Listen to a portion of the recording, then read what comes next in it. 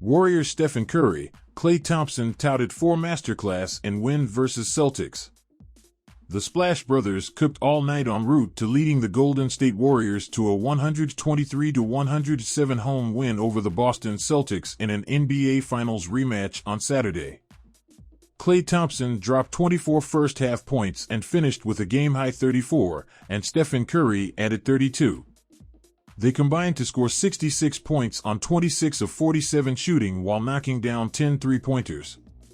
Curry added 7 assists and 6 rebounds and finished plus 20 on the evening. The Celtics simply couldn't keep up with the duo in part because of an off night from MVP candidate Jason Tatum, who shot just 6 of 21 for 18 points and was bothered by Thompson's defense. Jaylen Brown led Boston with 31 points.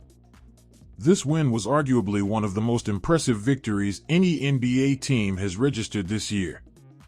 The Celtics rolled into San Francisco with a league-best 21-5 record as winners of 18 of their last 20 games. They sport the league's top offensive rating and sit 10th in defensive rating, per Basketball Reference. But they couldn't handle the Warriors' backcourt's firepower, which allowed Golden State to lead by as many as 20 points. Boston's last lead came with 6:12 left in the first quarter. It was an impressive result, especially with Andrew Wiggins, right adductor tightness, out. This ultimately was a masterclass performance from Curry and Thompson, who have routinely torched teams in their combined 26 NBA seasons. The four-time champions have endured an uneven 14-13 start, but they showed what they're capable of at their peak on Saturday. The road doesn't get any easier for the Warriors, though, as they will face another tough task Tuesday when they visit Giannis Antetokounmpo and the Milwaukee Bucks. As NBA trade season nears, the buyers are still trying to identify the sellers. Some are obvious if you look at the bottom of the standings.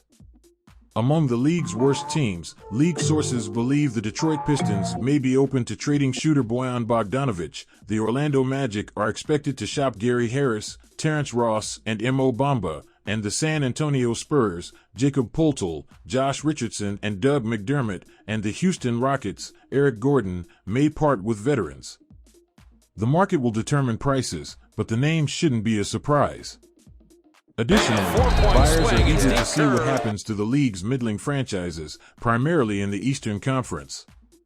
Will teams like the Washington Wizards, Chicago Bulls, and Toronto Raptors stay the course and chase the postseason or part with valuable players?